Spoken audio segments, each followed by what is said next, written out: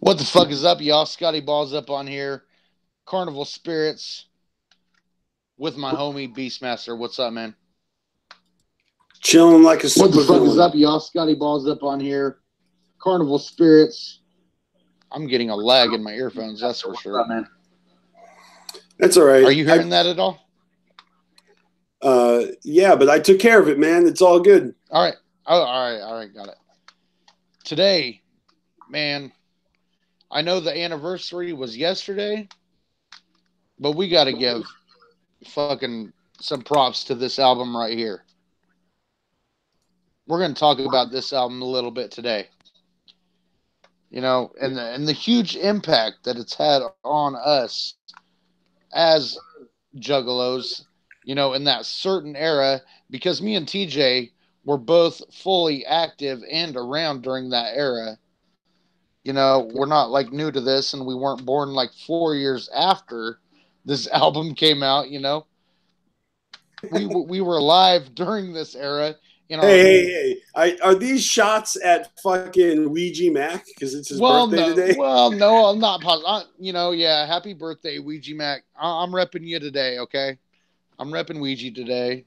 I got my Alja Mac fucking shirt on.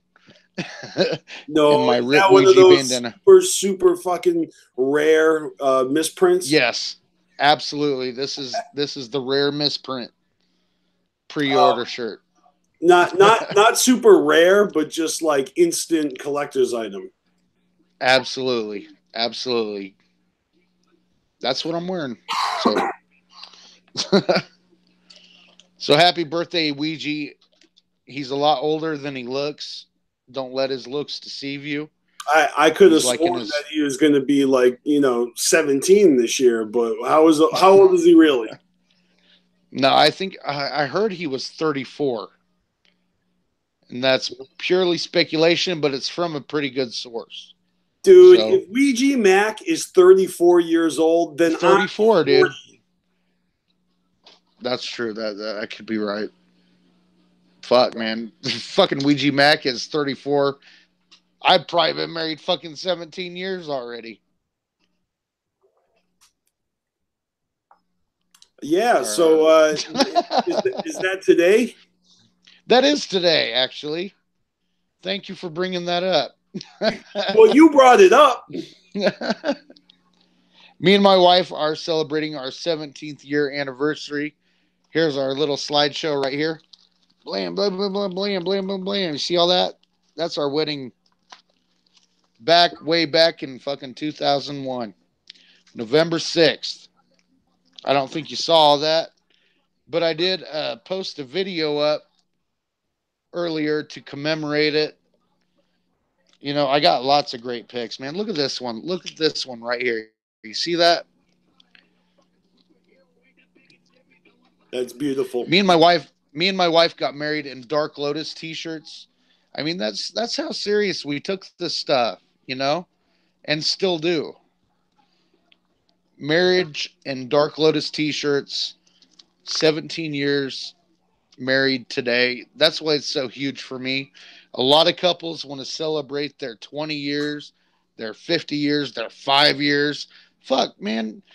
Most people don't even last fucking 2 years nowadays. And here we are at our 17-year anniversary. That's why it's such a big deal. Yeah, it's probably one of the most beautiful things I've ever heard. And I'm honored that you're spending your 17th anniversary live on Carnival Spirits with me. Oh man, she's chilling downstairs. She's watching the election, man. I'm the last thing on her mind right now. It's making sure, you know, election goes her way. But we're not going to speak about the politics and shit. No, what do you mean? Let's go into politics before we get out of politics. Did everybody go out today? Did everybody vote? Yes, I voted today. I did vote today. Look, I know that we aren't going to persuade anyone to vote today. But I just want to let y'all know. I just want to let y'all know. I voted. I voted today. Right. I voted last year. I vote, and I've been voting since I was 18 years old. There was maybe like 2 years I didn't vote. My mom yelled at me. Okay, I'm voting every year. Absolutely, dude. Hell yeah. Yeah, I've voted every year since I was 18 years old also. You get that right when you're 18. You live in this country. You get to vote. You got to realize there's people in other countries that don't have that right. You need to, I can't get all political here, but Well, you look, need to all I have to know say is, how. in my defense, I was living in Framingham and I was registered in Rowley. So it was a like 45-minute drive. I was working or I was unemployed, but I definitely wasn't driving all the way through a fucking blizzard, through a hailstorm, both ways, barefoot, 45 minutes up the highway to vote. Right. Right. I got you. But see, that was when that was when I was young and stupid, and but now I get out there and I vote, and yeah. So and that's just because I'm old and stupid. If you don't vote, you can't. I mean, some of those with like me with a family, voting does matter. I mean, it even involves people who are single, and there's certain things about the candidates and stuff that this does matter. Well, but we can get off this topic, but I'll tell you one more thing. In my area, it was important to vote because the questions that they have at the end, not the people that you like vote for, Democrat or Republican, right, or something else, vegan, but there was like 4 questions at the end, whether you say yes or no to. And one of them was a question about passing a bill that would restrict nurses from being able to see as many patients as possible to like 4. And like, it's just not realistic. And they're going to fucking destroy the whole hospital system because they're going to have to hire. Are you crazy? They're going to have to hire more nurses because they're going to be like, legally, you're not allowed to help this person because you've already helped these 4 people today. Are you serious? Yeah. So that was one of the questions. So we had to go and vote no on that bill today. And then there was another thing that was like, there's a bill that people like, there's someone's trying to change the law so they can discriminate against, transgenders or whatnot. You know what I mean? So you got to vote whether or not you want to allow that to happen. You basically got to vote whether or not you're a bigot. It's because that shit does affect people. It does affect people. It may not affect you personally, but it does affect somebody out there. Anyway, I went out and voted, and I did my part. And if you don't think it helps, and you think, oh, it's just two different cheeks of the same butthole, and like, that's fine. But you also really can't complain, Right? Yeah. Sorry, I'm sounding too much like KG right now. I digress. All right. Yeah. So anyway, if you're of the legal age to vote and you did vote, kudos to you. If you're of the legal age to vote and you didn't vote, but that's just me. Not panic. I love you. I love you, man. I know you say that you didn't vote because that's just not what you do, but you can vote and you're able to. But I still love you, man. Jeez, anyway, I tried to say we weren't trying to convince anyone to vote, and here's Scotty over here calling motherfuckers out like you didn't. I know, man. You didn't vote. Well, I saw his post earlier, and I was like, yeah, it just kind of stuck in my head. Anyway, today we're talking about this right here, and you'll see this is the newer version, I guess, because it was they released 2 versions of this. The cover. The first one was like a more dull color, like the plain cover. This one's more like foiled. I think they call it foil cover. There you go, right there. Yeah, I have that one somewhere, but not in my case over here, apparently. Well, yeah. I don't have that foil version. You don't have the foil cover? No, I only bought it. I only bought it when it originally came out, and I bought that DVD version, but I haven't repurchased it since. Yeah, right here. Right here's the DVD version, which was like fucking crazy back then because it was the only album ICP had released in what, 5.1 Dolby Digital surround or something. I don't remember what the big marketing points on that was. Like, but it does. For all those juggalos with those DVD players with the surround sound that they want to play this album on, so it's like, right. You did notice, you've played that though, right? And you notice different music coming out than the original version. There's extra stuff in there, dude. It's been so long, man. I don't know. I don't remember. Right. You got to break it out, man. Break out the DVD audio disc, because there's extra stuff in there in this album. If you're able.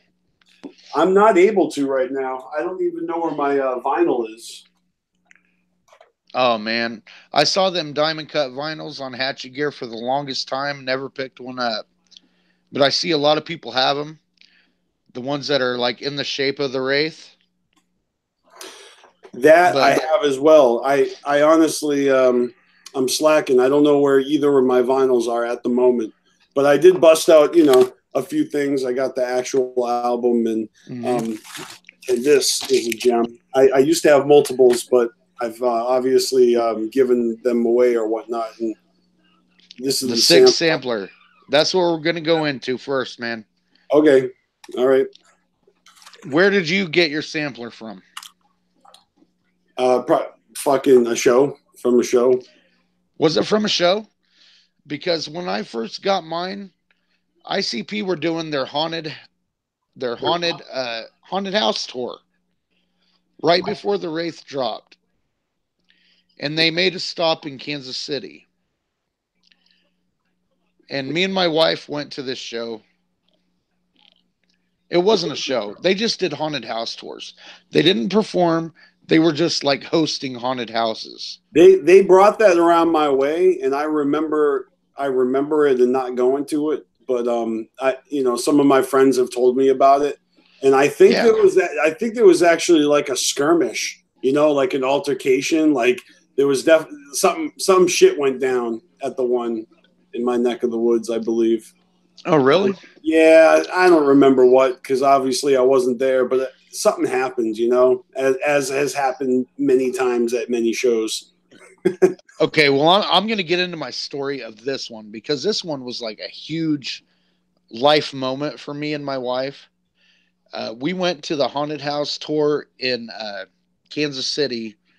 I believe it was I want to say it was in Lawrence, which is like out of Kansas City and Kansas. And you're choppy, apparently. The chat's saying you're choppy. Are they? Shit, hold on. Am I louder or am I still choppy? No, I think it's your connection. God damn it, that would really suck. Is it any better, chat? I can't see the chat room, so hopefully they'll tell you something. All right, well, keep going. I'm just letting you know. Just keep your sudden movements down. All right, I'll try to stay still.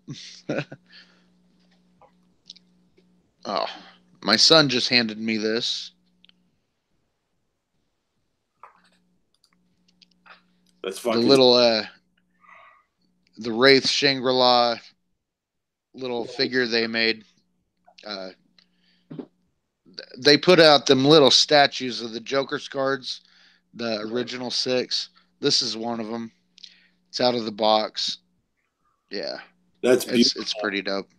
It's awesome. I just got word from the chat that they can hear you fine, but your video is choppy. So just keep your movements, slow when you're showing off the stuff. All right, I'll try to be in slow motion here. Like in my physicalness. Unlike how you were trying to show off that fucking pillow earlier before we went live. All right. Okay, the haunted house tour before Shangri-La was dropped. Now, this was after the 2002 gathering that they revealed what the 6th was. They showed, Shangri-La in Hell's Pit. said Shangri-La was dropping November 5th. This was in between that time. It was like in the month of October. They did this little haunted house tour. And one of the stops they went to was in Kansas City. Me and my wife went to it. And we stood in line. I don't think we had to stand in there too long. I mean, we got there early, but we were standing there. Other people were there for the haunted house itself. And, you know, we were standing by some people that were talking shit about ICP, whatever. But we were there to see ICP. Okay. Once we got in the haunted house, me and my wife walked through this area, and we heard Jay say, "Oh, it's a couple juggalos." Because we were sporting, you know, the juggalo gear.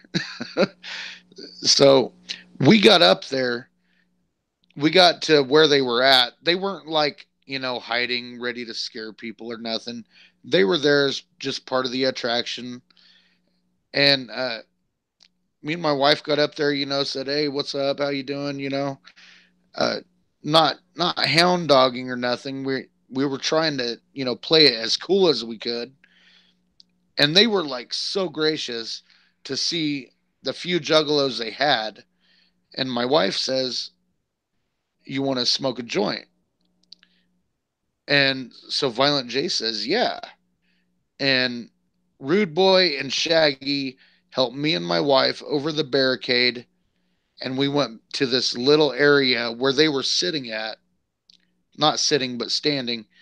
And me and Violent J and ABK all passed around a joint and smoked it and just conversated a little bit. I can't remember exactly what the conversation was about. I know my wife was trying to bring up some things because her birthday is November 1st.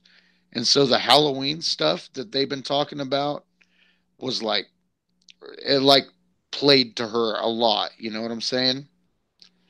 And Violent J said, "You got to talk to Madrox about that shit because he's really into the Halloween shit."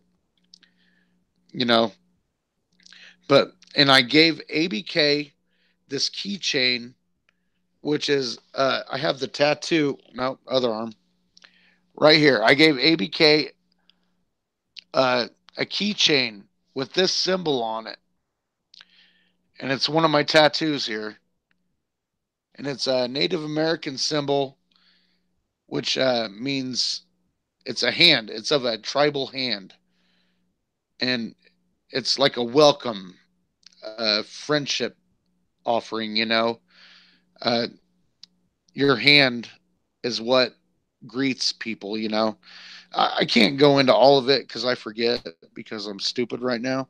But, you know, I gave that keychain to ABK. He took it. I don't know if he still has it or not, but that would be really cool if he did.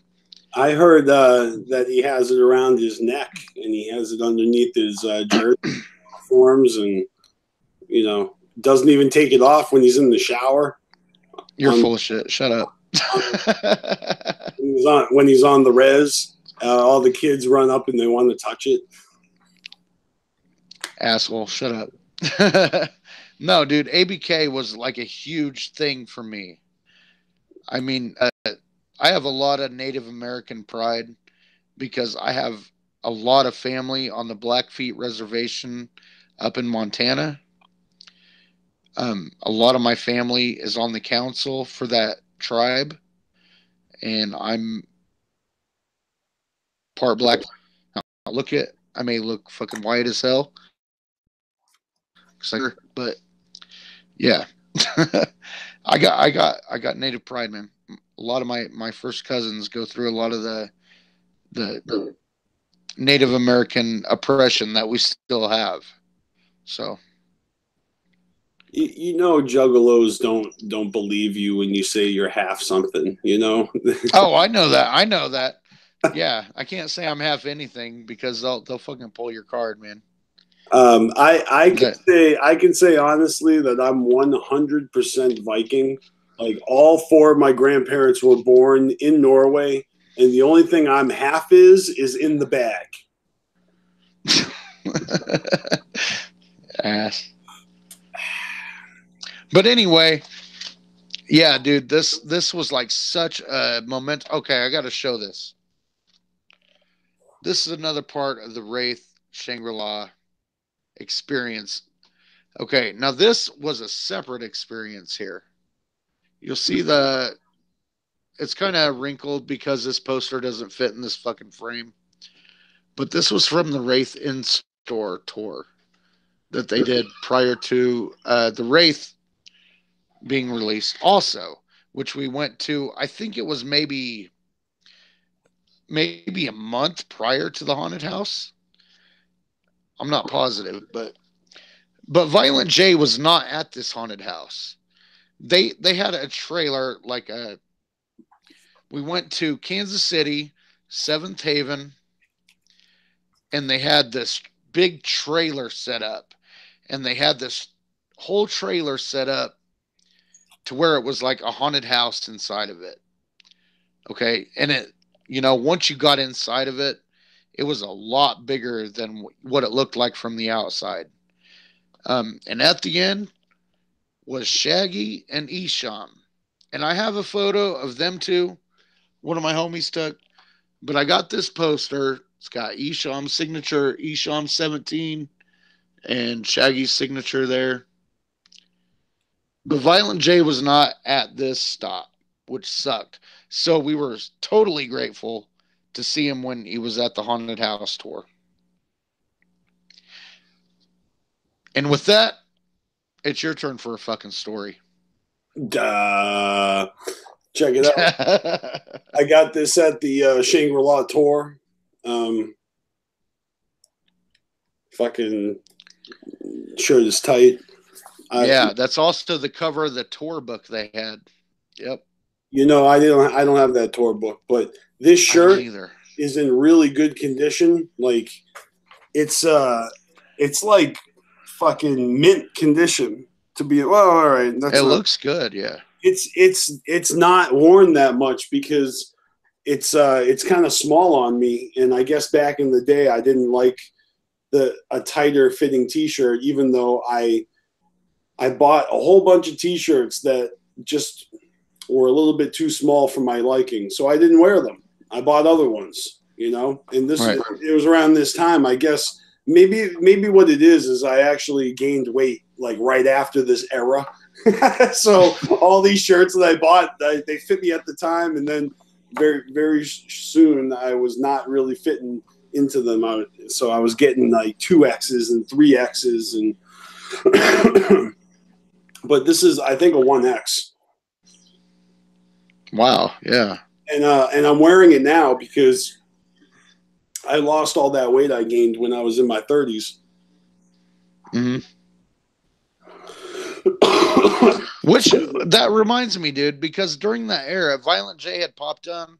I don't know if it was a Freakly Weekly or what, but he had mentioned listening to Shangri-La, getting to like a certain point of the album, he would take walks every morning. And once he would get to a certain song, I think it was Ain't Your Business. I'm not positive. And then he would turn around and start walking back the other way. And that's how he lost all that weight during that era. I love how your story, it sounds legit, but like I heard it this way, and this is like campfire juggalo stories here. All right. Like horror stories, you hear about the killer with the hook, and he, dragged this chick up into a barn and like basically threw her off and gutted her and impaled her and shit. I'm like, no. Well, what I heard was that he brought her to the reservoir, and threw her off with the tire swing wrapped around her throat. But yeah, so the story I heard or remember reading is that it was moonlight runs. He was running at nighttime, and I'm pretty sure that he was listening to the album on his headphones as he was running, and of course, like, loving the music, connecting with the music that he made, and he was letting us know that. And I don't know. I thought I remember him saying that he would run until the album finished and then turn around. Or maybe maybe he started off turning around at Ain't Your Business, but then eventually he would run further and keep going till the album ended and then turn around. You know what I mean? But right. But some variation of that, somewhere in the middle of those two, is the truth. You know? Right. Yeah, dude.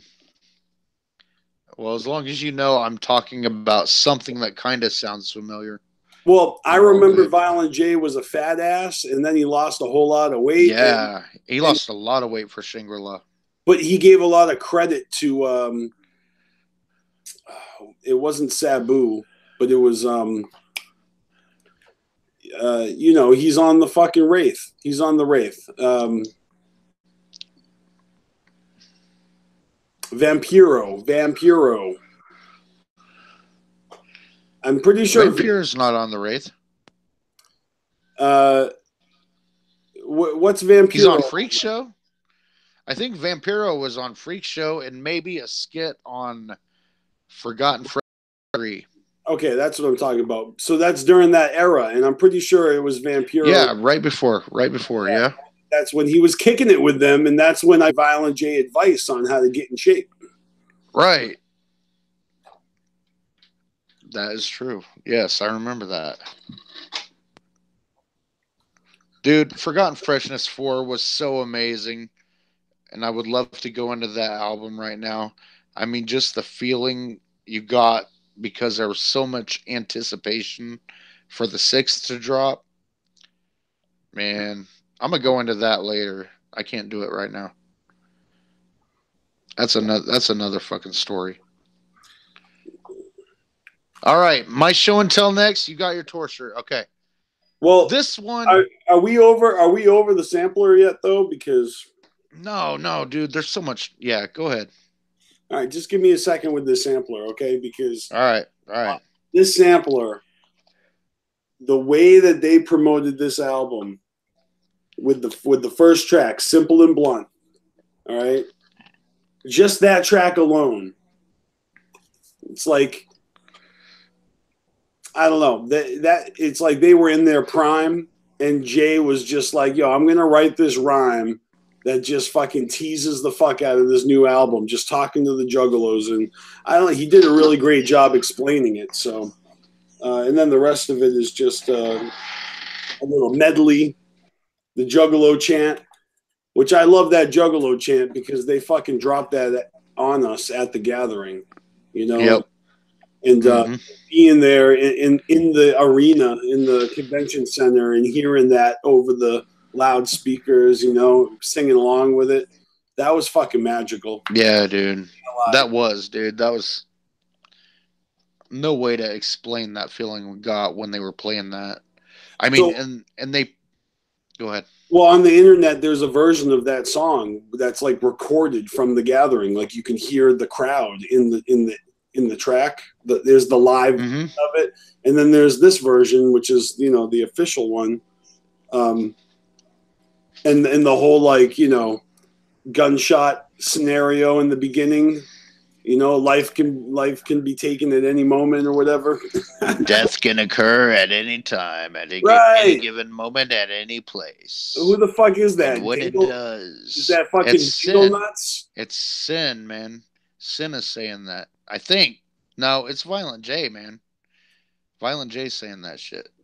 Him and Sin during that era, it was hard to tell who was who at some points. So the very last track on this sampler is the ICP seminar itself. Is it the audio seminar? Yep. And it says July 21st, 2002, Peoria, Illinois, the fucking my first gathering. This is the shit. This sampler is the shit. I might have gotten this at the gathering. I really don't remember. But not to say that I'm pretty sure I got it on the Haunted House tours where I got it. I don't know where the fuck it is now, but that's where I got it originally. I just know I would have gotten it at a place where Psychopathic was, where they're handing them out, you know? And right. That show. Yeah. And I was going to like 2 ICP shows per year, going all the way back to 1997. So obviously I went to a couple shows in between the fucking release party, right? Which is a whole nother fucking story. But I'll let you go. All right, let's see what we'll move on to next here. This one's kind of a confusing one, and you're gonna have to blame that on fucking Spencer's or Hot Topic. I don't remember where this was purchased. But this is the Wraith alarm clock. It's got Hell's Pit covering and decoration all throughout, but it's got the Shangri-La Wraith on the front cover. You remember this thing? No, man, that looks like a knockoff as shit. Well, it's an officially licensed product, but it's like Shangri-La, Hell's Pit, something. I don't know. Maybe it's pretty fucking rare. I don't know. But it's got the Shangri-La Wraith in it, but it's like covered in fire and stuff like Hell's Pit. That's the only part that's Hell's Pit is all the fire. Right. Because he's got the horns and he's got the hand facing the certain way. I mean, as a designer of a product, can you blame them for wanting to go with the red and yellow theme? The Wraith is red and yellow, for fuck's sake. Everything else has it with a baby fucking powder blue background. Like Right, exactly. Right. But that's one of the things from the era I wanted to show off. Oh shit! Look who just joined us, Callie. Oh shit! Fucking fresh. What up, Callie? What's good?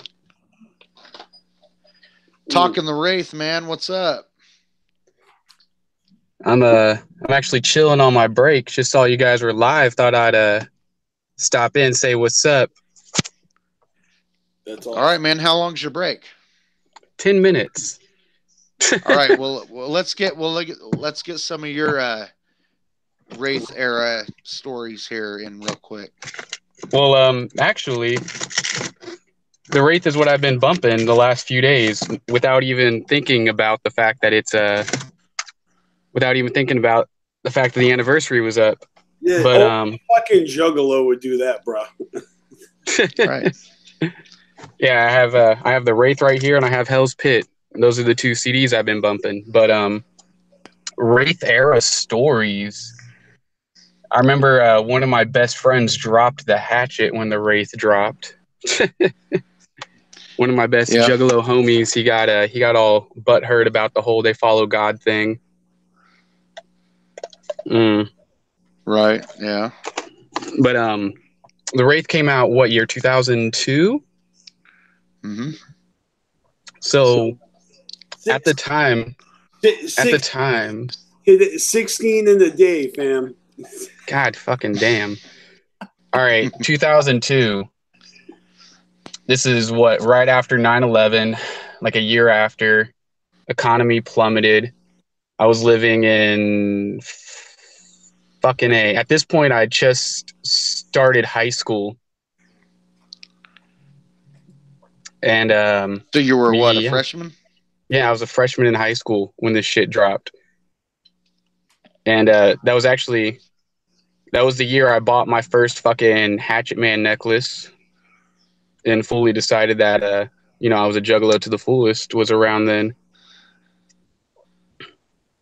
So yeah, good times. Any shows did you go to any of the shows around that time?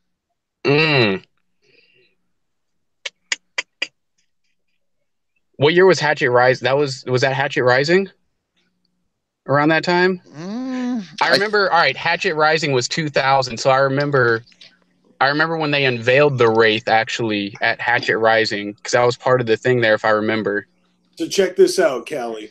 We were just showing off like my T-shirt, from the tour, and I've also got the Diamonds Raining tour shirt right here, which you can tell by the face paint and everything. Like it's got Isham and ABK on there, and but Hatchet Rising was right before that, Yeah, Hatchet Rising was when they unveiled the 6th. I remember that. Just the teaser of like the silhouette, like not even right. God, just like the shape of it. Yeah. But you know what? They did the silhouette at the gathering the prior year also.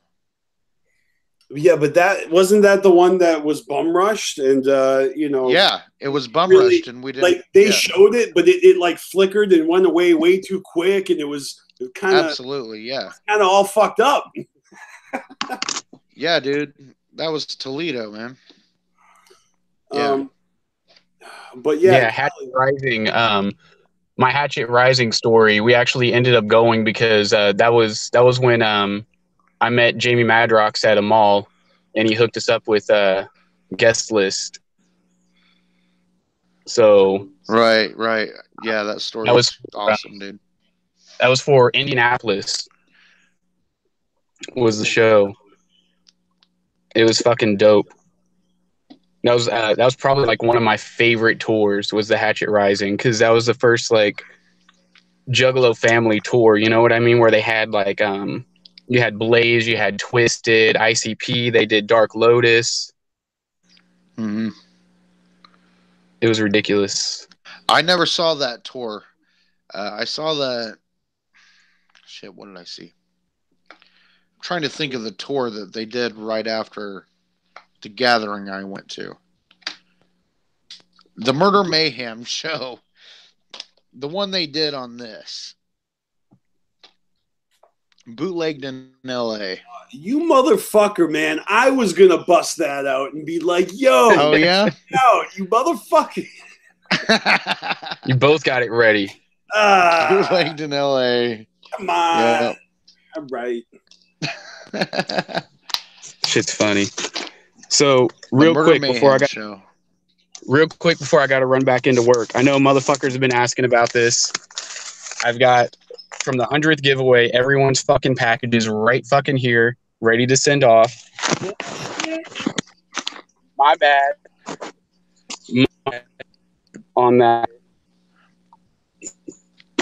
You were cutting out there, but I think he said your packages are coming, motherfuckers.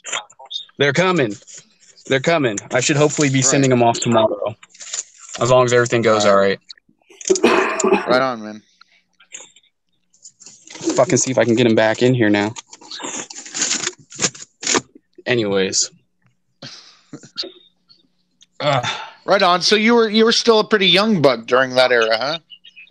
You were what, about 14, 15 years old when Shangri-La dropped?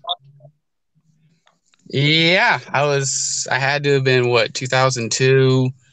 10. Hold on. 10. Wait, is this legit? Like Cali Green is like confirming like Jamie Madrox is putting like 13-year-olds on the guest list? Yeah, come on now. I'm just. It happened. Dude, it happened, man. That must have been the freshest fucking show ever. Yeah, dude. Yeah, for real. It was. It fucking was. I was like the third time I'd seen him. It was fresh as fuck. But, that's awesome. All right. Really. I'm going to get out of here. I got to run back into work before they fucking bitch me out. All right. Much love, Callie. Thanks for coming on, man. Appreciate it. Of course, y'all. And Scotty, I'm going to be making a response to that video you just did. So. All right. Cool, dude. Hell yeah. Looking Peace forward out, y'all. to it. Later. Whoop, whoop.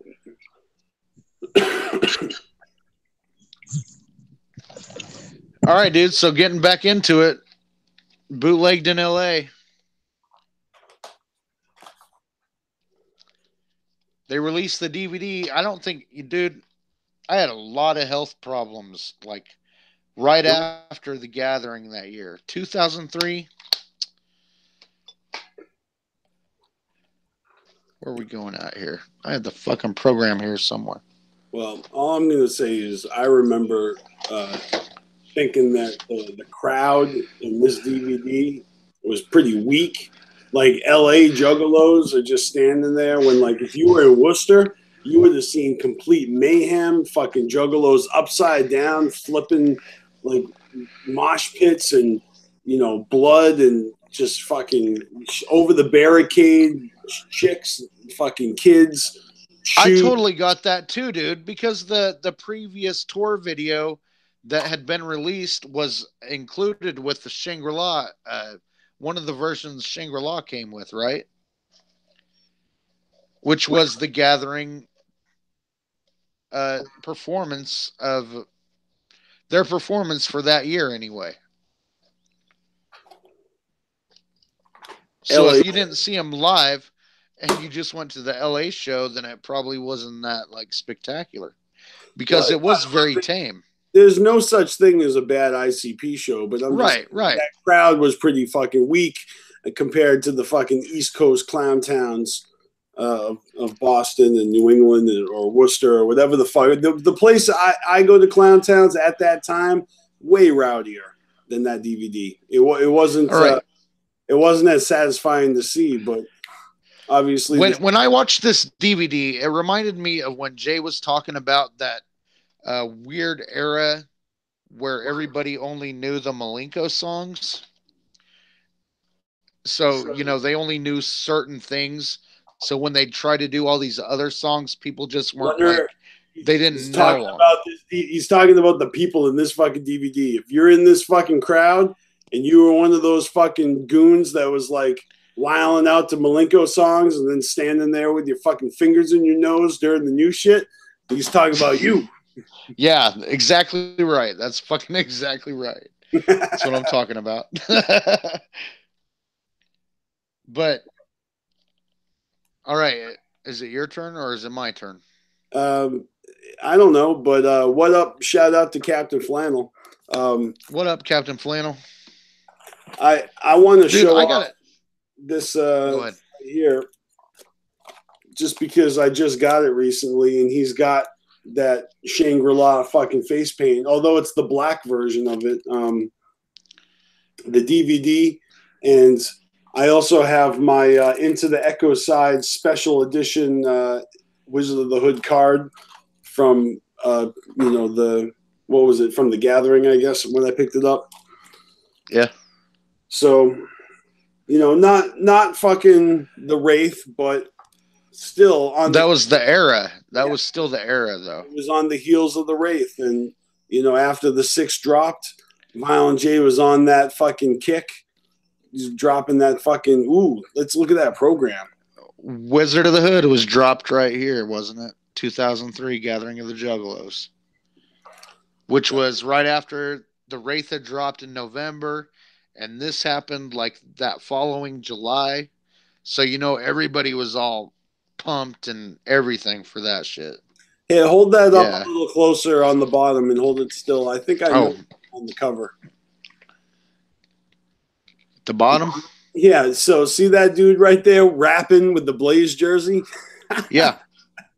That's my homie Walking Dead. Nice. That's Matt. He's dude, I've made music with him. That's like one of my best friends in the world. And that's him rapping in Peoria. Remember they had that little rap booth thing set up? Yeah. No, not Peoria. Toledo, sorry. Yeah, Toledo. Yeah. So in Toledo, they had this thing where you could stand there and you could rap into it or sing or do karaoke, and they had this like background, and they'd make a little fucking video for you, and they'd sell you the videotape, right? Right. Yeah, I remember that. Did you do it? Did you? I mean, I never did it. I never did it, but yeah, I remember them talking about it. Well, that picture of him with the microphone is him doing it. He's in that fucking thing, and he's rapping his songs. He had his CD with his raps on it. They played the music, and he basically made a music video for his own fucking song. And guess what happened? As he was recording that shit, like ICP, Blaze, Twisted, not all of them, but like a whole bunch of motherfuckers, ABK, just came bum rushing in and just started hyping him and was in his music video with him. Oh, hell yeah, dude. That's awesome. For real? Yes, for real. And they gave him a video of it, or well, what? Let me finish this story. All right, yeah, go ahead. Sorry, got a little excited. Yeah, it's exciting, right? It's like the fucking like that has got to be. And think about it. This is in 2001. So you're a Juggalo rapper in 2001. 2003. No, 2001. Oh, okay, back then, yeah. Okay. Look, the picture that's on that 2003 brochure, that was taken it's from 2001 at the gathering. Okay. Imagine right. being a rapper back then and you're rapping your music, and then all of a sudden, fucking Blaze and Twisted, ICP, they all come fucking dancing and rapping along with you and singing your chorus, jumping and singing your fucking hooks with you, and it's being filmed and you're at the gathering. Think about right. that. So yeah, after it happens, apparently they didn't give him the tape. The guy who ran the fucking booth like jacked the tape. Oh shit. And I don't know, and played dumb or some shit, or got rid of it and then just like ran, or I don't know what happened, but he did not get that tape. They confiscated that tape. Oh man, that sucks, dude. They confiscated up, man. They were like, "Yo, this is really fresh," and then I don't know. Alex Abbas was like, pss, pss, pss, "That's not fresh. Get rid of that." I don't Hit know. the delete button on that one. You know, you can't blame Billy Bill for that back then. He wasn't promoted yet. Right, exactly. He wasn't in that position yet. This was way back when. This is back in the day. He was just security back then. But who knows? Like maybe it was one of them who was doing it. You know, that was like, yeah, we're being stupid and silly. We don't want this leaked out there. Let's get rid of this. Oh, you know what I mean? I don't know. Maybe one of them was like, yo, dead that. You know. But that was a bone. That sucks, man. Yeah, that sucks. I mean, that's a great memory to have, but that would have been the ultimate memento. That would have been absolutely. That my dude would have been like one of those juggalos that went viral early. You know, kind of like Twisted Ash with the whole like "I'll fuck you up with the crowbar" thing. Like, you fat motherfucker. Yeah. Hell yeah. Yeah, that video would have definitely gone juggalo viral. That's funny, but still, man, as long as he has those memories of them even coming in there and fucking around. Yeah. I mean, like I said, I've made music with him since then. He's my dude. We used to rap together, me, him, and Twiz. We used to, yeah. But yeah. So. What do you got? You got that program, or you wanted something new, or I guess I just wanted to show off the Wizard of the Hood shit because it does go back to that era, you know? Right, and I could show something Wizard of the Hood off. Oh, I notice a lot of people don't have, which I do. Hold on, and you got to forgive the case because it is kind of beat up a little bit, but and it's the Shiny Diamond single. Which features shiny diamonds. The edited radio edit version. It's radio edited. I never heard it on the radio anywhere, but it's that's what it is. It's basically the version of the song they made to submit to the radios if they wanted it. Right, exactly. Yep. 1-track disc. But, you know, it's pretty rare nowadays. 10 version. But we're talking about Shangri-La. So we're going to go back to Shangri-La here. So with that, we'll bust out this real quick. Blizzow! Oh, fuck. Look at that thing. Damn, it's chain fucking swing. Look at that chain swing. Right? Look at that shit, man. See that hatchet on my man? That's our family thing, man. Yeah, these the action figures that came out during the Shangri-La era. You got Jay right here. They came out with 2 versions of these, I believe, with the original face paint and then the Shangri-La era face paint. You got Shaggy. Oh, nice. You got He's rocking the Jekyll Brothers jersey, but Shangri-La paint and the red dreads. Yeah. Those are fresh, man. I've never gotten those. I kind of wish I did. They're really tight. Yeah, they are pretty cool. But which also brings me, my son brought these up to me earlier because when Hell's Pit came out, they had some action figures, and they're still rocking the Shangri-La paint. What's up with that? I always wondered that because the Hell's Pit figures came out, and they're rocking the Shangri-La paint. But, you know, I'm sure they didn't look too far. They probably just were like, that looks fresh. Just leave that paint on there. They can rock Shangri-La paint on there. Look, they came out at the same time, didn't they? The action figures? Yeah, like similar times or no? You know, honestly, I don't remember. I don't remember if these all came out at the same time. It was pretty close. Pretty close. Look, this was an era where I definitely wasn't aware of when they came out. I just remember seeing them after they came out and seeing that people had them, and I was like, oh shit, look what came out. You know what I mean? I don't remember when they came out at all, and I never had access to them when they came out. So I've never officially seen any promo for them when it first happened. But yeah, I'm super jelly of anyone who has them. They're fucking fresh as fuck. They are. They're pretty. Especially the Hell's Pit ones. They're really good. Solid quality. You got to figure those toy makers, they probably do research on ICP. And isn't it seem like kind of like a hulking out situation where it's like them before and then they turn into these monsters and that's why they have the same face paint? Absolutely. That's the only justification I can put on it, other than the fact that they know that no, that's not the right era, motherfucker. The paint doesn't match the era.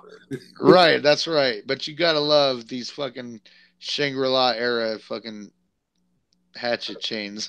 Those are so dope. Fucking swinging around his neck. Yeah.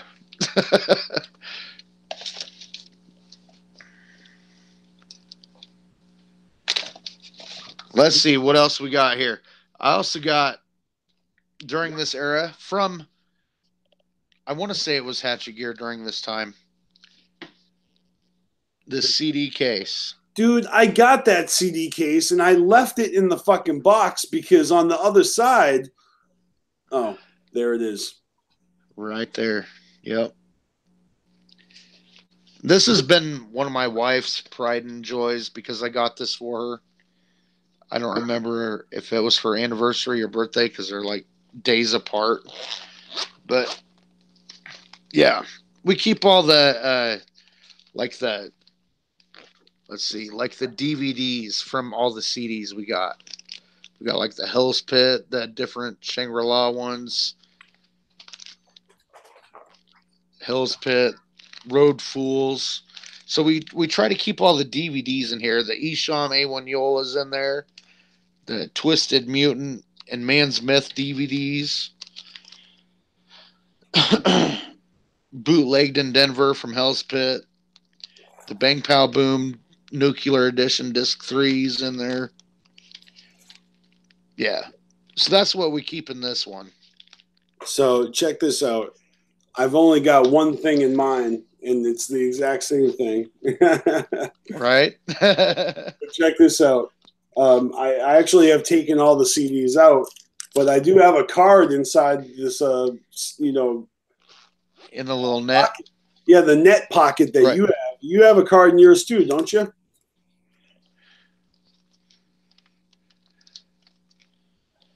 Well, mine says ICP because there's a company called International Car Parts And nice. I used to go soliciting, and I'd steal their business cards when I could. And eventually, I saw the trucks that said ICP on the side. It changed to like CPI or some shit. Like they flip flopped it. I think they were sick and tired of juggalos fucking like. I'm sure, man. Accosting their fucking drivers. I happen to have a CD label. You know them little stickers that you get when you buy a CD at the store? You got to rip it off the like top of the spine. This one so happens to be from Twisted's Mutant album. Oh, that's so funny. I'm guessing when it came out. Obviously, Juggalos were probably buying more than one copy of the Wraith when it came out, because there was the version with the speech and the version that had the live footage as well. And it was also like the Lienda day where, you buy copies of the Wraith and give them to people who have never heard of ICP before. Do you remember that shit?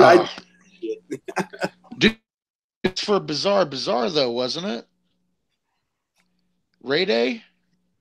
I didn't say Ray. Yeah, that was for the Bizarre albums. Lienda. All or Nothing. Yeah, not Ray Day. Okay, Lienda.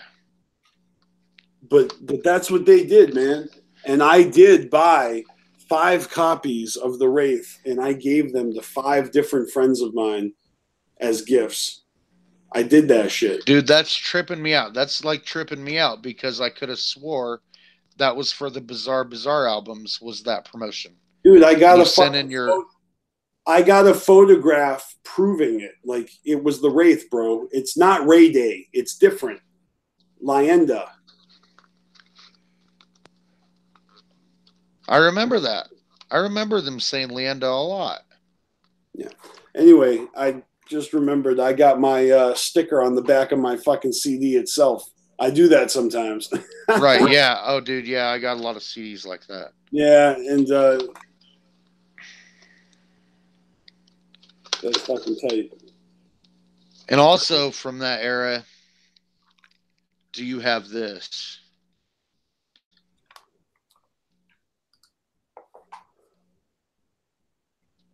The 6 coaster set. I do not. For your beverages. Dude, Spencer's, once the 6 dropped, Spencer's had so much shit. They would put all 6 Joker's cards on. This was one of them things. It's a fucking 6 coaster set with each Joker's card on 6 different coasters. Dude, no lie. I actually have a fucking ICP coaster that I use all the time. Where is it? Yeah? Yeah, it was given to me as a gift by the ninja. I know him on Twitter. His name is Clownvid. Clownvid on Twitter. Clownvid, right? Yeah. Yeah, he sent. We exchanged packages, and like he wanted a copy of a Boston newspaper that had ICP on the cover, and he had a LA Times magazine or newspaper that had ICP on the cover, and we mailed them to each other. Only he included a fucking coaster and also a Maxim magazine that had ICP article in it. I don't know where the coaster is right now. Huh.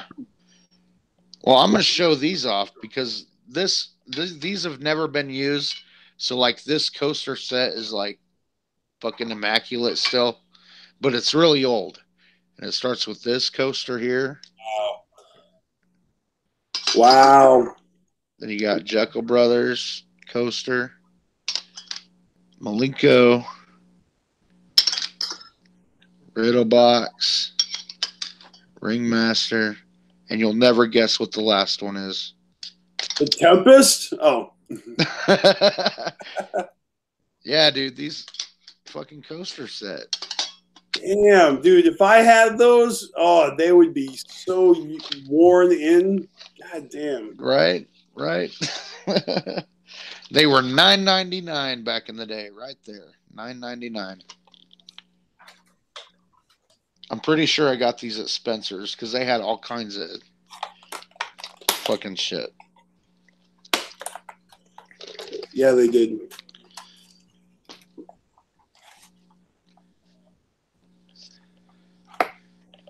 And I want to say, with what's accessible to me right now, that may be all I have for that era without like digging really deep. I know I got like this cracked magazine with ICP on the cover. They have Shangri-La paint on, and it has Eminem in boxing gloves. You remember that one? Mm-hmm. I got that somewhere. But yeah, dude, I got lots of old shit here. I would love to start. Oh, well, this is, yeah, right here. This is one of them really, when Tom Wood first started fucking with ICP and he did the original classic Joker's card set, I got this for my wife, which is like a lady's wallet or whatever you call it. Fucking, yeah, dude, Tom Wood's art on here, fucking amazing. When that first came out, I was like, holy shit. You know?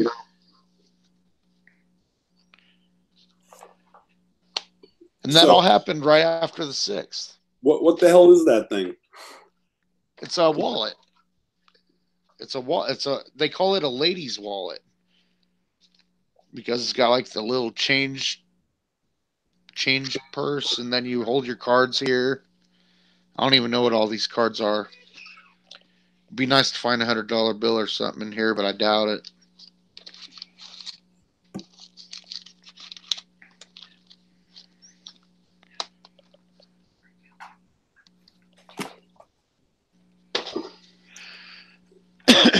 That's pretty fucking fresh, man. You guys have been married for 17 years today.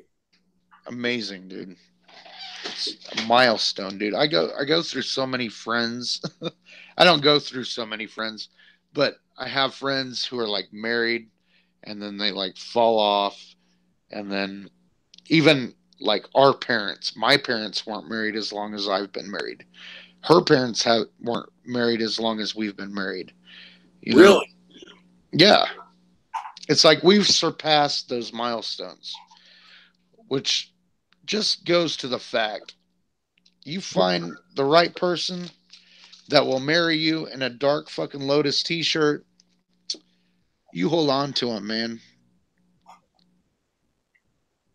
That was us 17 years ago. Yeah, she's looking pretty fine, man. You're a lucky man. Yeah, dude. Yeah. And you got the big family, like you got it all, Scotty. We married in Dark Lotus t-shirts. We just knew that this shit was for us. You know? The fucking Juggalo calling back then.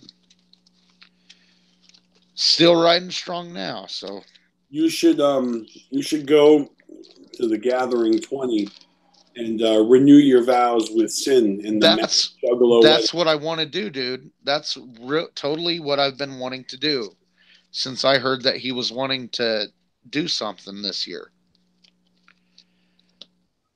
So, if anybody can lead me in the right direction, you know, I use what I can do, but well, my money is on Hatchet Landings, but there's a chance it could be Cave and Rock.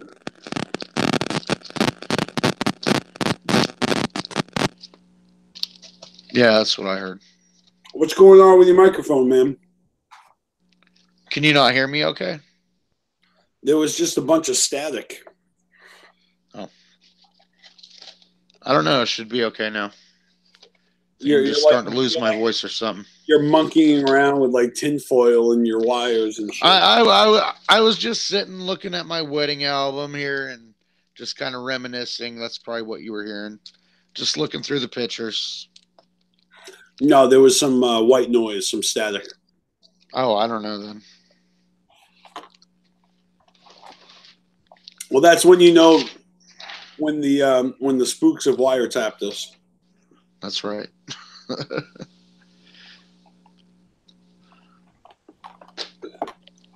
Because it's Juggalo hybrid game, you know. How many people we got watching live now? Can you tell? Yeah, we got 7 at the moment. 7 people? Sweet. It is pretty late, I guess, huh? Oh, shit. It's almost 1. Well, shit. Well, I'm off tomorrow. I just really felt like I wanted to get up on here and just fucking talk about this shit. Yeah, so, mission accomplished, you know, and we didn't even talk about the album itself. Right, and I felt we should have. So, and I'm really glad you hopped up on here with me. You know, me too. Just to reminisce about some of the shit during that era. You know, we really didn't get into the album itself, and that's a whole nother fucking video right there. But you know, just reminiscing on some of the things that, you know, Scotty, were from that era. Yeah. The video that you're talking about is called the Carnival Spirits Bloody Birthday video that's dropping 1 year from yesterday on the 17th anniversary. Right. That's what you're talking about. That's what I'm talking about. Tune in next year. Yeah, for real. No, because the first half of the year we were strong, and then we made a group decision to lay off and wait till next year to do it again with different albums. Yeah. Absolutely. Yeah. I just didn't want to let it go by without nothing being said. So everything from everybody who's still a part of us next year will be part of that bloody birthday for sure. Well, kind of like how, you know, your 17th wedding anniversary feels. I think the 17th anniversary of the Wraith Shangri-La is going to get a whole lot of fucking hard-nosed juggalos in their feelings next year. Absolutely, dude. Absolutely.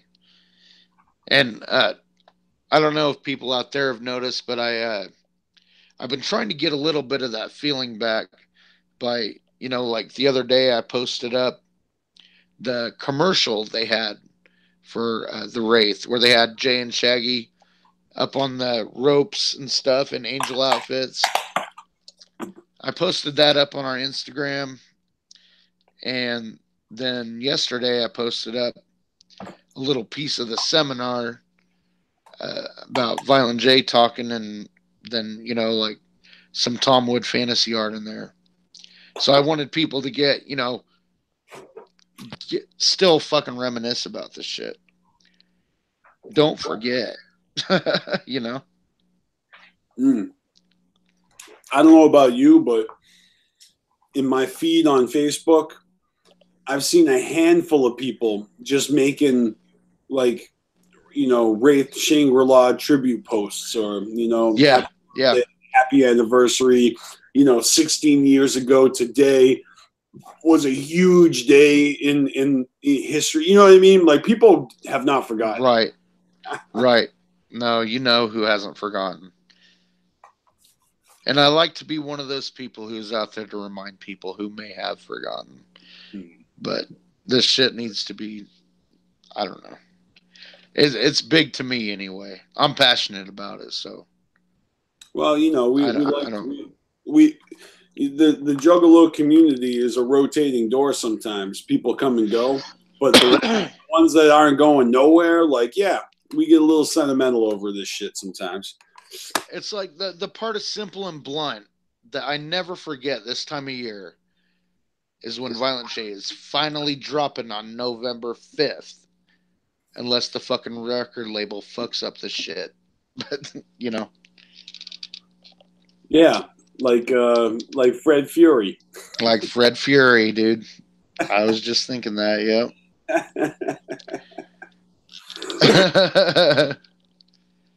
But, dude, Simple and Blunt, God, that was going from all the samplers they had previously, where they actually included music from the album, going to simple and blunt, to where they were like, we're not playing shit off this new album. So, this is all we're going to give you. What off of the Wraith qualifies as a storytelling song? Blam is absolutely a storytelling song. Blam! Yeah, that's a storytelling song. Absolutely a storytelling song. The one about fucking Raven's Mirror, Jay's verse on the Raven's Mirror, about Jamie Madrox told me about something like this. Oh, I never really thought about how horrible it really is, you know? Yeah, I mean, look, a lot of, like, you could say that every ICP song is a concept song, and you know, do a really good job of, like, sticking to a concept, almost annoyingly so. Like, Violent J's tendency to his rhyme schemes around, like, a train of thought in a character or in a perspective of a character, and, you know. Right.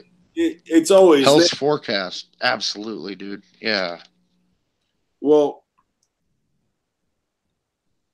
but telling a story is like, you know, there's like action that takes place, you know, at the end of the song, you're somewhere where you weren't in the beginning of the song, you know? Yeah. Let's see. And I remember before the Wraith dropped, they released 3 tracks. They gave us all a little taste of 3 different tracks before the Wraith actually dropped. Sorry, I'm still stuck on the storytellers. Hell's Forecast, for sure. Okay. Sorry, I saw one of the songs there, and I was like, yeah. Yeah, so what are the 3? Is Homies? Homies was one. Crossing the Bridge and Ain't Your Business. But do you remember that originally they called it something different? What did they call it? Yeah, I know they did. Because I have it somewhere. What's it called? I got the single where they actually have it titled, a different title in the back, and it is called Maybe. And Maybe, it makes sense, yes. Because, like, in the verses, like, he starts every verse off with maybe I like this or maybe I like that, you know? Yeah. So it's cool that, like, they got a working title and they call a song Maybe. Like, I wonder which one came first. I wonder if it was like Maybe, and then they're like, no, let's change it to Ain't Your Business in the hook. Or was it Ain't Your Business? And then at the last second, they're like, or maybe the guy who was making the CDs didn't know what the song was called, and he listened to it, and he's like, I think it's called Maybe, because he says that a lot.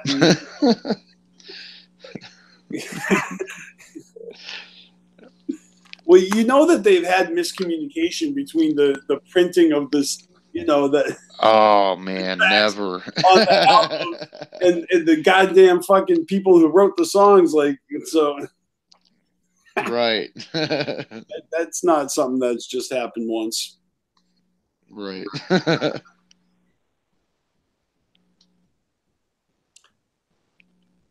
But they played three songs, teasers, before we had to wait for the rest. What did you think when you heard that first shit? I think Maybe was the first one, but. See, my memory makes me think that Crossing the Bridge was the first one. And I don't remember why. I love it. It could have been. I don't know. I don't remember. But here's the thing. I swear to God, during that time in my life, for like for a long time in my youth, I kept a very detailed journal of things I did. Like, I definitely wrote down like concerts I went to and like movies I watched, and even music that I picked up, like purchased. So I can probably find like the day, the year, and the month, and you know what I mean, that I actually got my hands on all my Juggalo shit, like going all the way back to the beginning, you know? Right. That would be fun. Maybe someday I'll bust out my old calendar books and we'll take a trip down memory lane, because I know that would be cool. Enthusiastic about that, and like would draw like ICP like drawings in the calendar book and shit, you know. Right, that would be cool. Yeah, dude, I remember checking Fago Lovers every freaking day, looking for any news that was happening. Between Fago Lovers and JuggaloNews.com, you know, I would just sit there and hit refresh at times, you know, because I knew something was coming. Something was coming out that day. And I would sit there and hit refresh. And it was still on fucking dial-up and stuff, you know. But man, that was a big era for me, for sure.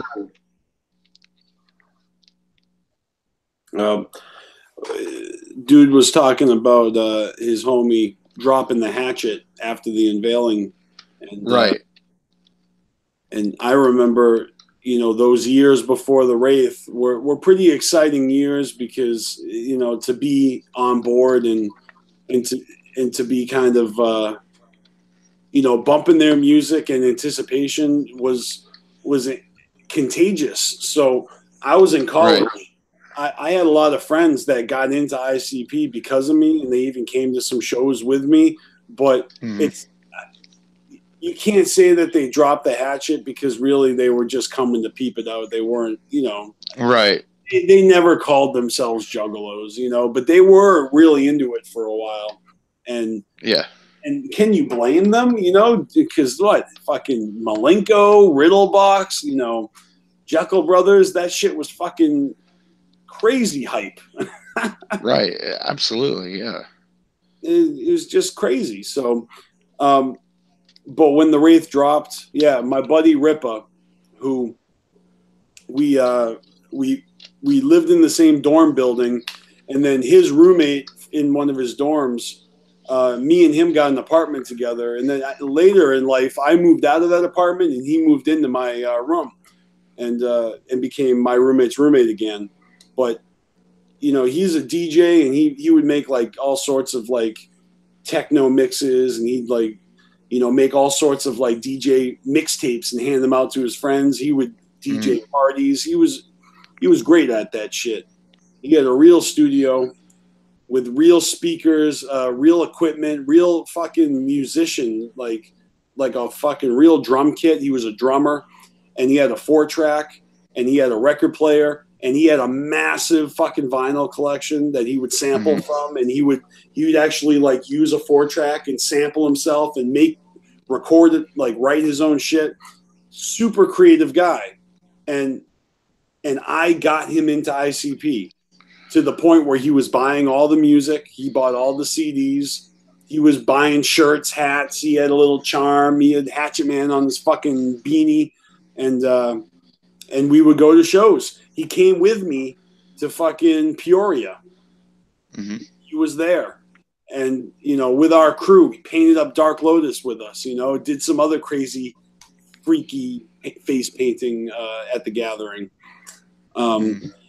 He went with me to the Wraith release party in Boston, where ICP were the hosts. And, you know, ninjas who went to the release parties all talk about this, how different parties were hosted by different people. Like you had Twisted over here, you had Blaze and Alex Adness over here, or Jump Steady over here.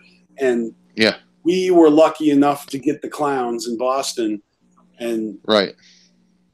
You know, the legends has it that Violent J came out dressed up like Michael Jackson, which is true. You know, it was really funny because the cops were giving us problems. The venue wasn't letting anybody in with face paint on. So you had a lot of pissed off juggalos walking around the streets, people trying to wipe off their face paint, and they're all fucking bullshit. You know what I mean? Because they were being bitches about not being able to identify you on your ID with your face paint on. Right. That's fucked up, man. And you want to know the funny part is I almost painted my face for this event, and I didn't. But oh, nice. Yeah, so I kind of lucked out. But the tour bus was just like parked out front, And there was a hot minute when Violent J was like sticking his head out the window of the bus and talking to Juggalos, and it was all love. But when we all got in the venue and we're waiting for ICP to come out, because again, it's not a concert, it's just a release party, you know. Yep. So we didn't know what exactly was going to happen. We just knew we were buying the fucking album a day before it came out, and it was my fucking birthday, because my birthday's right. My birthday was the day is November 4th. And yep. So yeah, I think it was my 24th birthday, and it was just amazing, man. Fucking outstanding time. They came out and announced that the cops got fucked with ICP and arrested Violent J, and it was canceled. Or that he could not, that it was canceled, but that he couldn't make it, and they had to have someone fill in for them to host. And everyone was like, boo. And he's like, so in replacements, we have Violent Jackson. And then Violent J comes out, you know, with the sparkly hat and jacket, the one glove, yep. walking backwards. Like, hell yeah. And it's like, psych. Right. Hell yeah. That's dope. From there, man, they were fresh as fuck, man. They actually had us rapping. They had people come up and spit raps, and my homie Wayne the Pain got to go up there and rap, and some other people, and yeah, dude, they performed. They did a surprise unannounced performance. They did like a whole bunch of songs. They didn't throw Fago, but it was incredible. Damn. It was a fucking awesome. Exclusive ICP show in a small fucking shitty dive of a bar. Mm-hmm. Yeah. Yeah, Juggalos were never invited back to that bar again. There's a lot of venues that ICP used to frequent that they just haven't been back to in fucking decades now. Oh, I know that, dude. They used to come around here all the fucking time. But we found our Fago friendly venues, and we just stick to those. Right.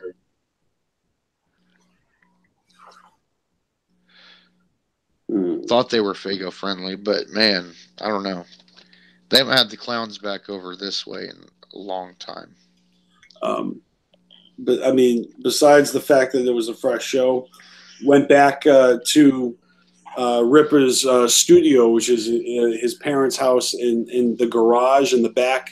The back half of the garage was a whole room, so it was a huge studio in its own separate house next to a house in a quiet neighborhood. Real fucking hustle and flow style, you know what I mean? Mm-hmm. Right. But it's all nice with like graffiti like on the wall and sofas, and we just like had the studio speakers, really really loud fucking speakers, and we just sat there and we just played it from beginning to end and didn't say a word, just listened to it uninterrupted from beginning to end. That's what they were telling us to do at the release party. They're like, look, just the first time that you listen to it, you know, just listen to it beginning to end, all the way through. See, I remember that. Don't fucking say anything. Don't question anything. Don't pause it. Don't fucking just listen to everything. Right. Yeah, I remember. Because they had the lyric sheet too, right? I remember getting the album, and me and my wife, we went out to the country, and we had, you know, the fucking Discman, this little Discman back then, and we had this splitter to where we could put two sets of headphones into one jack, so we could listen to the album at the same time, but we'd both be wearing headphones, so we could listen to it front to back, you know, and experience it at the same time, you know, right in our ears, you know, and we listened to it front to back. Fucking, it was incredible, dude. You know, we smoked out like right before. Yeah, dude. Well, it was amazing hearing that album for the first time. Was fucking magical. I'll tell you that. I'll just tell you this though. My buddy Ripper, he dropped the hatchet immediately. Like after that night, he never went to another show. He retired all his shirts. He put away, like, that was it, huh? He folded, man.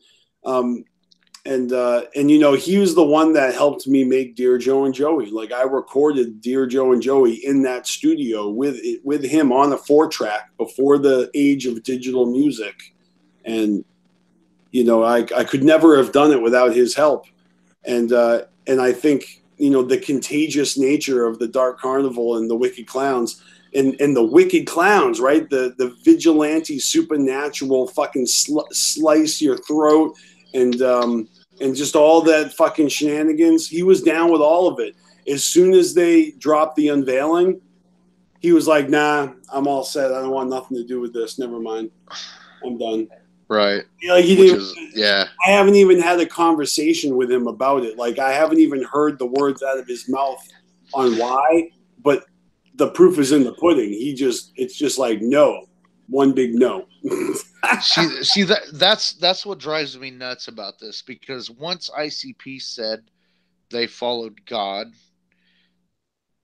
people automatically assume, well, it's got to be the Christian God, right? It's got to be Christianity. They're Christians now, right? That's exactly what it is, huh? That seems to be what people automatically have assumed once they said they follow God. Well, because people are stupid, and because they put out these, you know, these very recognizable symbolism, and plus the majority of the country is Christian, so, you know, they see themselves in the reflection, you know, and everything that's all the fucking portrayals of you know, sinning and being fucking punished for your sins. You know, right? A lot of fucking biblical shit going around, you know, and a lot of fucking commentary on society, you know. Yeah. So it's ironic, you know, because ICP was being labeled devil worshippers and devil music, and, you know, the whole devil thing and evil and 666 and you know, and then, you know, flipping the script. Then you got publications and fools saying, "Oh, yeah, they're Christian. Yeah, they're Bible thumpers." Right. No, dude, somebody had posted on that Instagram video I posted where he says, "When you listen to the Six, you're either with us or forget us." And then some dude posted on our Facebook page, "It's too bad they turned in the hatchet for a cross and then, like, signed up a meth head like Ouija." It's like, are you kidding me? Dude, that is the biggest oversimplification of a 3-decade career that I've ever heard in my life. Right. Right, dude. I mean, some of the comments are just like, why are you here? Why are you even on our Facebook page if this is how you, like, feel about this, you know? Why are you following this? Well, that's a good question, but fuck it, you know? I mean, clearly it's somebody who you could talk till you're blue in the face saying, you know, trying to explain things to them, but they're not going to get it because they're already stuck in their ways. Well, here's the truth is that, you know, Carnival Spirits is bound to post some fresh shit that juggalos can't fucking resist but liking, you know, it gets shared around. They accidentally like a page where, you know, real juggalo shit is going down. And they're like, wait a minute, I just came here for the fucking free cheese. Or I just came here to get my asshole eaten by another fucking juggalo. You know, exactly. Yeah, I don't know how they stumbled on our page.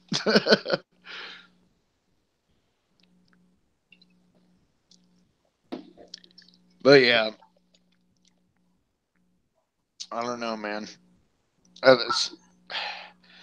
I don't think I lost any friends during that era because of Shangri-La, because I thought most of us knew already, you know, and they've talked many times in their albums previously You know, even on the Missing Link, Lost. Just that little verse that Shaggy spits on the track, How. You got Allah, Buddha, Jehovah, Jah, give praise however you was raised. You know, he's just saying, you know, just have some kind of faith in the world, you know? It doesn't have to be in the Christian God. It doesn't have to be the Muslim God. It doesn't have to be this God, that God. Just have some kind of faith that things will be okay. And even if it is a fucking one particular God that he has in mind, that doesn't even mean that everybody else has to fucking obey the law of the God that the artist that wrote the fucking song. But like, you know what I mean? Like, well, yeah. No, because like, look, come on, look at all the fucking rappers out there, all the musicians, all the soulful artists, everyone from James Brown, the fucking Biggie Smalls, they all fucking believed in God. Does that mean all their fans gotta fucking believe in God? And you listen to the lyric and they're talking about fucking busting nines and fucking slapping hoes. Does that mean you gotta bust nines and all right, you get my point. People are fucking so. I got you. Yeah, no. This has just been a topic. Like, I mean, for years that has just bugged me with people like pinpointing ICP as a Christian band. I think is what drives me the most nuts. Is people think they are a Christian group. If you are what you rap about, they're equally a group about nutsacks. You know? Exactly. Yeah. They're totally like a nutsack band. You know, like people fucking say they're Bible thumping. I'd say they're nutsack thumping. Exactly.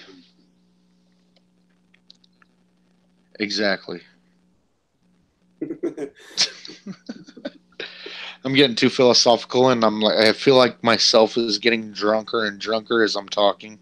Oh, I ran out of beer a long time ago. But it is getting kind of late, man. Yeah, dude. Not to say that I'm not having a blast fucking going down memory lane. I would say that there's enough to fucking talk about that's worthy of a part 2. That's what I think. Oh, absolutely. Absolutely, dude. Yeah. For sure. I had a good time, man. So why don't we make this a thing we pick up again later, and you know, because we really could talk more about the album. We are going to do a bloody birthday next year, so yep. You know, that's not what I'm talking about, but at least you know, appreciating the Diamonds Raining era, because this album dropped. That is when that began. So there's a whole lot more to the Diamonds Raining era, to this golden age, or this diamond golden age that everybody thinks back so fondly to. There's a lot of juggalos out there that claim to be OGs that really just got down because of this album, after this album came out. And they were called the Wraithalos back then. Yeah, well, we call them Wraithalos, but like a lot of Wraithalos, like they kind of slipped in at a time when everyone was like all kumbaya. Right. It's like, oh yeah. And then you look around and you're like, oh, who are you? And you're like, I've been down forever, dude. Like, yeah. Yeah. But really, what it is you know, some people were turned away by the unveiling. Some people were straight the fuck up turned on by the unveiling, and like that is what fucking brought them in. Straight up. Can you imagine discovering ICP and finding out about the unveiling immediately? Not discovering ICP and then following them for fucking years, waiting to find out whether completely different, like just completely different juggalo, you know? Absolutely, dude. Yeah, absolutely.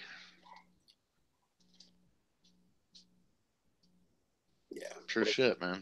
Great memories, man. It's nice to reflect. But yeah, I'm down to wrap this up. Everybody in the chat, y'all are the shit, and yeah, I hope y'all entertained yourselves, because we're too drunk to entertain you. Yeah, hey, it's time for fucking bed. Motherfucker says proud Wraithalo right here, and I got nothing but love for Wraithalos. You know, I don't even like absolutely, man. I just think that every generation, every era has its juggalos that kind of act a little obnoxious and piss off the old heads, you know? So that's crazy, man, because fucking people, Wraithalos are fucking OGs nowadays. So yeah, you hang in there. 16 years ago, man, that's fucking crazy. All you bang pow boomalos, you will be OG one day. You're next, man. Just stick with Tempest are first, though. Yeah, but you know, that's what I'm saying. There's people that have been down for the past 10 years and they're feeling their oats and they're like, I'm fucking OG. I love this shit. Right. I know it. Who's to say? You know, who's to say? What did Jay say in that fucking speech in the seminar, in the DVD? He said, you got to accept everybody like you were accepted. I do Absolutely. not know if I was accepted until I made Dear Joe and Joey.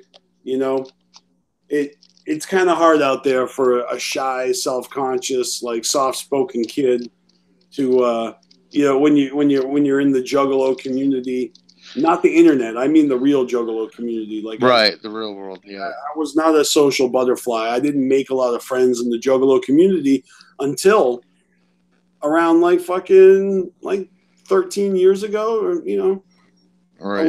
11, 12. That's when I started introducing myself as Beastmaster, and then I opened the floodgates to fucking rappers wanting to fucking hang out with me. Right. Yep. So there's definitely eras that are, you know, from the albums, but that's like our calendar year. You know, we're like dogs. You know, people live year to year, you know, in the year of our Lord Jesus Christ. It's on our fucking money, you know. Like we in God we trust and shit. So everybody's all mad about ICP, and then you're fucking waving around fucking dollar bills that got like religious fucking propaganda on them. You fucking hypocrites. and you actually accept that as legal tender and currency, you know.